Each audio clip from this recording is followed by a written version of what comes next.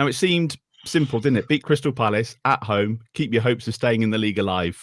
And in a display that really summed up the season, Saints offered nothing in a 2-0 defeat. Glenn, that was entirely predictable, really. No fight, no desire, and I've got to be honest, no surprise. No, not at all. I think you summed it up pretty well there. It's interesting. When I was younger, I used to get angry at football. Properly sort of stereotypical. It ruined the whole weekend if we got beat, and I kind of grew out of that. and I could feel myself doing it again yesterday, and then you just decide to laugh at it. It was so bad again. Started from the moment the team news dropped. I assume we're going to get onto that. A separate entity, but the team news dropped, and you don't want to be too negative about it. You think, okay, let's go, let's do it, let's see if something different happens. But nothing did. I mean, we played all right for the first, I'd say, 15 minutes, where we looked okay. We looked like we had some idea. We restricted Palace. They didn't do anything in the first half at all. So that part of it worked okay. But we created a couple of chances. The one that Walcott blazed over, and the corner routine that Aribo blazed over.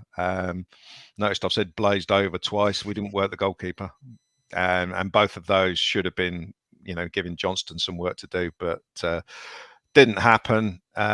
Second half, another 10 minutes of boredom, and then Eze scores the first goal. It's pathetic as usual. The goal we concede. Maitland-Niles gets beaten far too easily. Bazunu does the worst thing he could possibly do with the cross and just flaps it into the middle. And Eze, who started the move, has jogged into the penalty area, and Lavia and Ward-Prowse have just left him basically, and he's arrived on his own and scored. That you're not going to get the reaction that you need at 1-0, and nothing much happened. I think despite the little huddle that they have now. Yeah. Well, the non-contact huddle on this occasion, wasn't it? Yeah. It was very half-hearted, kind of in keeping with that second half performance, really. Yeah.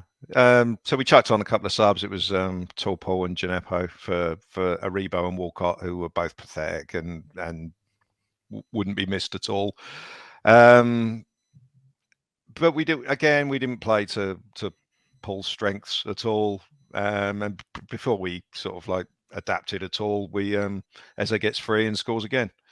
Again, midfield just lost him, and he picked up the ball and just drilled it in. So 2-0, and at that point we decided to have a little bit of a flurry, which was led by Charlie Alcaraz, who hit the post and then put another one just over.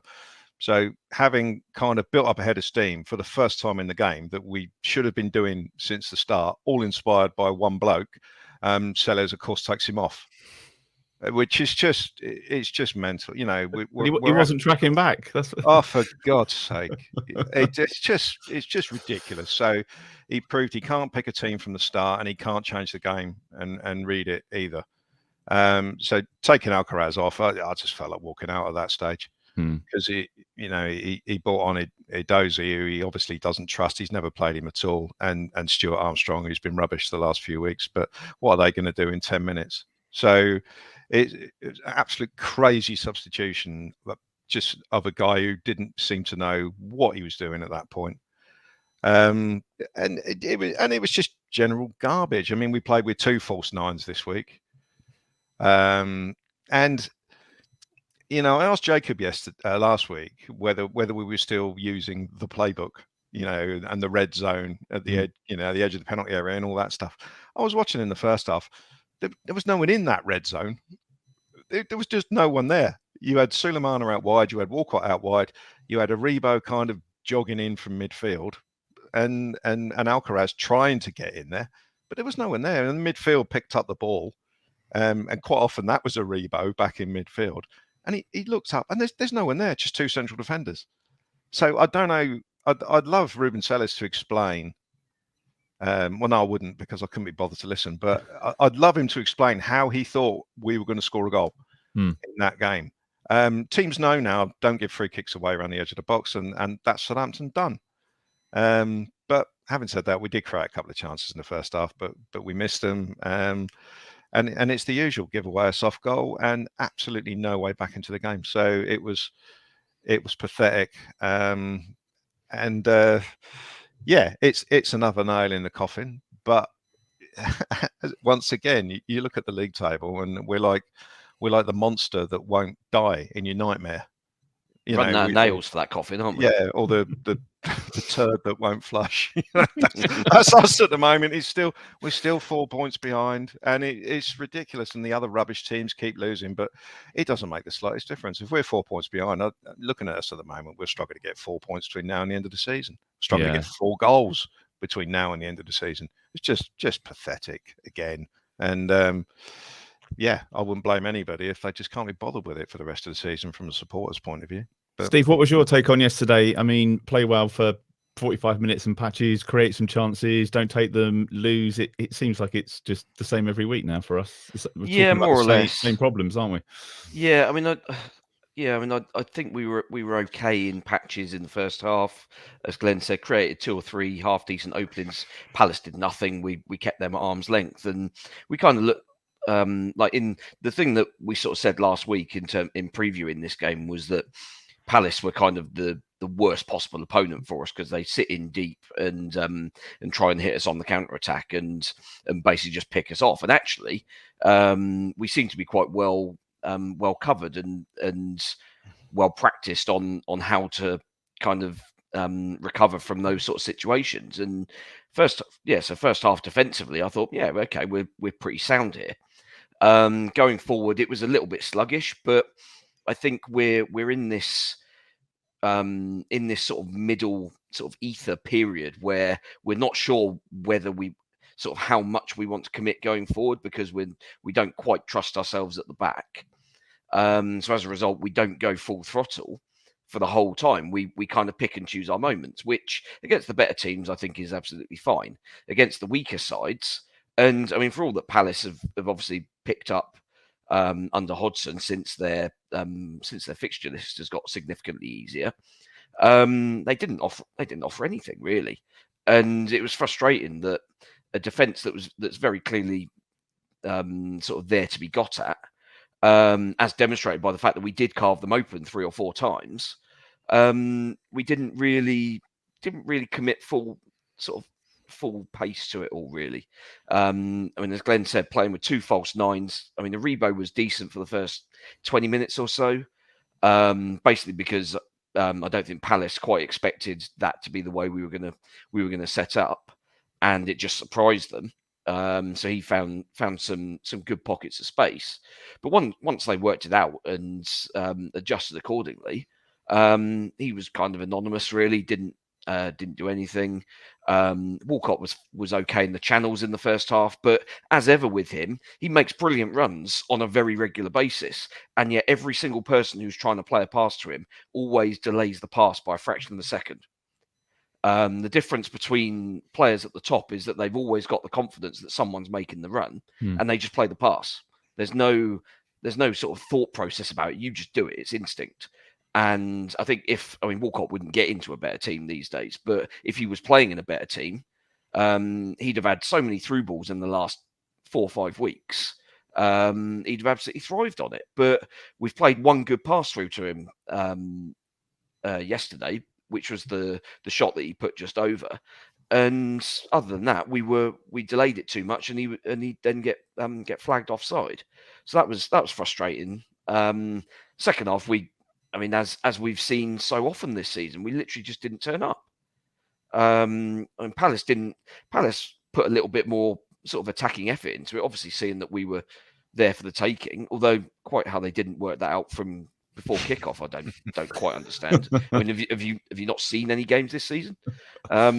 Maybe Roy Hodgson was off rather than when he decided not to scout Iceland and went to Paris on a bit of a tourism trek with Ray Lewington. Maybe he went and did the Sea City Museum instead of watching Saints. Well, it's funny you mentioned that, Steve, because he actually said in his post-match press conference that he hadn't watched barely any Crystal Palace this season. He didn't take any interest in them, really. So he's just come in and turned them over somehow. So God, makes it worse, doesn't it? It yeah. makes it worse. I mean, clearly there's a thing there where he does seem to get the best out of Eze, who I thought was excellent second half. And he's the sort of player that that we want someone like a Dozy to be. That sort of guy who can just turn it on at a moment's notice, and he just glides past people. He's, I mean, if he wasn't doing it against us, it would have been quite good to watch. But yeah, it was just limp that second half, and I'm not sure anyone really comes out with any credit. Alcaraz, as you say, was decent in that 20-minute spell where we suddenly decided, after going 2-0 down, well, we might as well have a go now, mightn't we? But other than that, I mean, even the guys that you would largely hang your hat on didn't really show up second half. Lavia, Ward-Prowse far too easily bullied off the ball. Yeah. Prowse went missing, really. Nothing from the wide players. Nothing, obviously nothing up front because we didn't have anyone there. And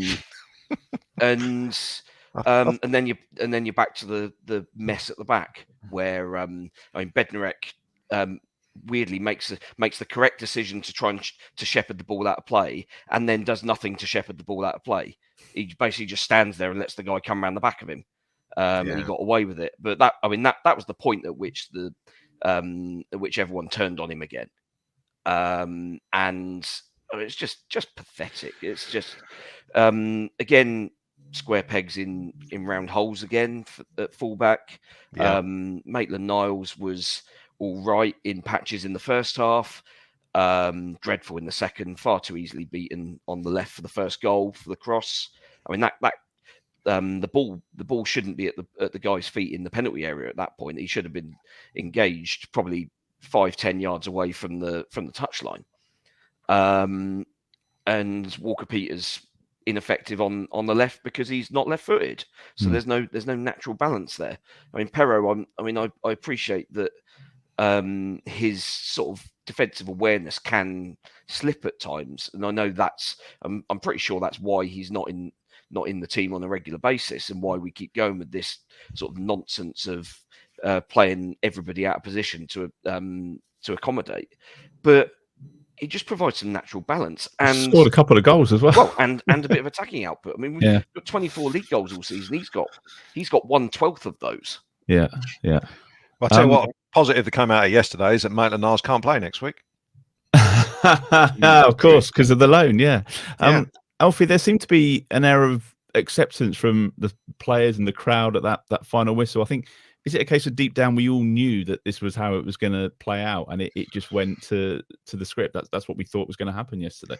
Well, I think certainly the supporters knew what was going to happen, and especially when it went to 1-0. We've seen it how many times in must-win games this season where the first goal goes in and then all of a sudden they absolutely fall apart. So I don't think anybody was surprised by that. But if the players have accepted that they're losing and they're going down, then I'll be very disappointed by that, because they've not given any inclination to us in the press, and that includes Ruben Sellers, that is the case. They seem to pretend week in, week out that things are building and they're going to be okay. I mean, I didn't speak to Theo Walcott yesterday. Benji did. I'm not just digging out Theo for no reason, but he came in and said he seemed pretty chipper, considering they're all on the block and they're going down potentially. And Ruben Sellers, it actually took a lot longer for supporters to really get sick and tired of Ruben Sellers' comments than I thought it would, to be honest with you, because for weeks he's been saying that it's been one of you two said very early on that you're going to get sick and tired of his comments. Was it you or was it Jacob? I may have said that. Said it.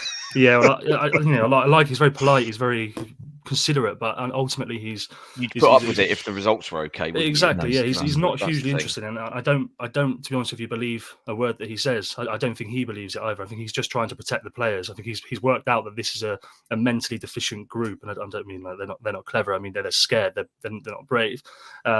And he's realised that he said to us that he has to put a safety net around these players. I need to put a safety net around these players to help them perform. And I think that is led to him just completely denying the situation they've been in the press conferences. And, even yesterday, I asked him about Joe Rebo, and he was delighted with Joe Rebo. He felt that he was in the red zone. He was doing all the right things. And I said, he hasn't played a game for you. What's changed? How can he come in? And I think I think I'm sick of it. To be honest with you, I'm sick of it. Well, we've got a few more weeks of it to go, unfortunately, as well. That's the thing. I just wish we didn't have to hear from them for the remainder of the season. But I mean, Glenn, that was one of the first messages we were sending each other at 2:00 yesterday when the team news was announced, wasn't it? We were calling for some changes. We didn't want to see Elyounoussi start, but I don't think any of us would have put our money on Joe Aribo coming in for his. Can you imagine the reaction if Elyounoussi come off the bench? Yeah. Well, it just doesn't make sense, does it? Although credit where credit's due, that flexible front four, as Steve said earlier on, it did confuse Palace, and the shape confused them. But once they figured it out, we just had nothing nothing to offer. Well, one of the things could have been 2-0 up, couldn't they? Ultimately, if they could take a chance, they could have been 2-0 up, and it's a totally different picture. So, but how many times are we going to say that before we move on? But you go back to 2:00, and one of the things we've been moaning about. It seems like all season is the lack of urgency in the team. So the one player that you bring in is the most laid back, casual, sitting on a deck chair mentality type of player. I mean, it's the last person you'd bring in. Guy who was literally quoted a few weeks ago said he's not bothered if he's not playing. Yeah. And it's just like mental. And has he been scoring loads of goals for the B team? No. Has he been tearing it up when he's come on as a sub for 5 minutes? No. Did he do anything when he played the last time he played, which I believe was against Grimsby? No, he was rubbish and he got substituted. So why on earth is he chosen? Again, I'll come back to something I said last week. Tall Paul's not everyone's idea of a player. And, he doesn't look remotely like he's good enough to score goals in the Premier League. But we paid 18 million quid for him, and Rasmus Ankersen recruited him. But he doesn't want to play him. If Che Adams is not fit, it seems like we're now going to play without a striker. I mean, I don't think Sekou Mara is a decent player to start a game. I think he's all right as an impact sub, but he scored last week and he still doesn't get picked. And it's just madness. So I couldn't believe it. Steve's already highlighted another massive problem. You're at home in a game that you have to win against an average team. And our best fullback, a lot of attacking output comes from the fullbacks in the modern game, as we all know. Our best fullback is playing on the wrong side to accommodate a lone player who, again, is incredibly casual. I mean, Maitland-Niles, the tone for his game was set in the first minute with that ball that ended up at right back. And he thought, that's running out. I won't bother to chase that. And Jordan Ayew kept it in. I mean, so the fullback decision, nonsensical. Joe Aribo decision, nonsensical. I couldn't believe we managed to leave Elyounoussi out and made the team worse. That's an achievement. So at 2:00, you see the team and I'm not gonna put anything on Twitter. I'm just gonna go to the ground and watch the game and see how it goes. But I knew it was going to be pathetic, and it turned out to be just that. He's had his chance, hasn't he, Steve? We all wanted Sellers to succeed, but when you see team sheets like that, it's kind of clear to me that he's out of his depth, and it's a shame because we really wanted it to work out because everyone says the players love him and he's a nice guy, but it's not working. That's the problem. Yeah. If the players like him, then okay, why do they like him? Because they're good. Because he was the good cop to Ralph's bad cop earlier in the season. Okay, so he's kind of the guy that they would go to sort of get things off their chest, and he would kind of give them a bit of rope. But when you're the guy making the decisions, you don't have that luxury. And this was the thing that we highlighted after that Chelsea win was, okay, we've got that win under our belts, and yep, excellent. We've played well enough and probably just about deserved to take that result the way we defended. And yeah, we said, okay, it's fine, but are we really going to give this guy the gig on a semi-permanent basis off the back of one performance?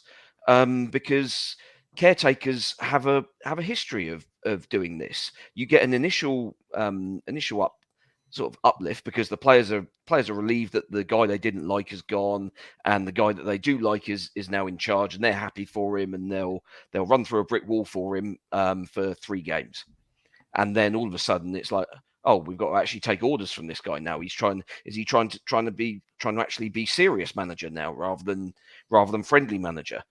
And actually, it turns out the guy's because he's got no managerial experience.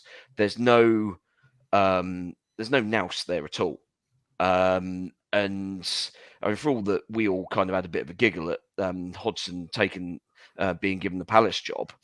He's done a job though, isn't he? 3 wins from 3, and Palace. I mean, for all that people were wrongly talking that they were on the slide and in serious trouble.